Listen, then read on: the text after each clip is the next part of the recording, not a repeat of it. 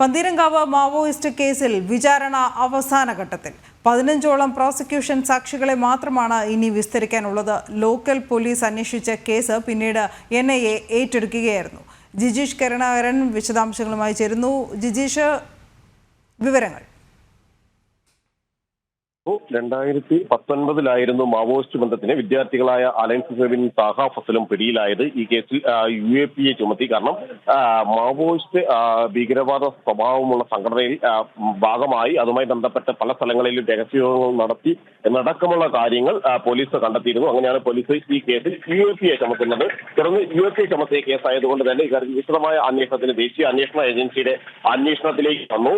ഈ കേസിൽ ആദ്യം നേരത്തെ പറഞ്ഞതുപോലെ അലൻ സുഹൈബും ഫസലുമായിരുന്നു പിടിയിലായത് എങ്കിൽ പിന്നീട് 2021 സെപ്റ്റംബർ 14 ഉസ്മാനും 2021 ജനുവരി 21 മറ്റൊരു പ്രതി വിജിത്തും ഈ കേസിൽ പിടിയിലാവുകയും ചെയ്തു. ഗൂഢാലോചന, നിയമവിരുദ്ധ പ്രവർത്തനം, നിരോധിത സംഘടനയിൽ പ്രവർത്തിക്കുക, അന്യായമായി സംഘം ചേരുക തുടങ്ങിയവയെല്ലാമാണ് ഇവർക്കെതിരെ ചുമത്തിയിരുന്ന കുറ്റങ്ങൾ. 200ഓളം പ്രോസിക്യൂഷൻ സാക്ഷികളാണ് ഈ കേസിൽ ആകെയുള്ളത്.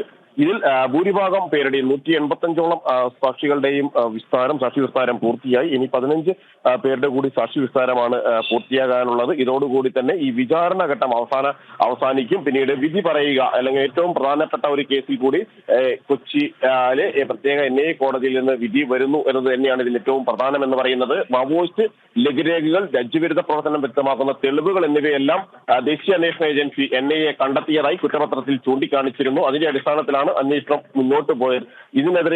ഇതിനിടെ അലൻ താഹിക്കും ഒപ്പം തന്നെ താഹ ഫസലിനും ജാമ്യം കോടതിയിൽ നിന്ന് ലഭിക്കുകയും ചെയ്തിരുന്നു.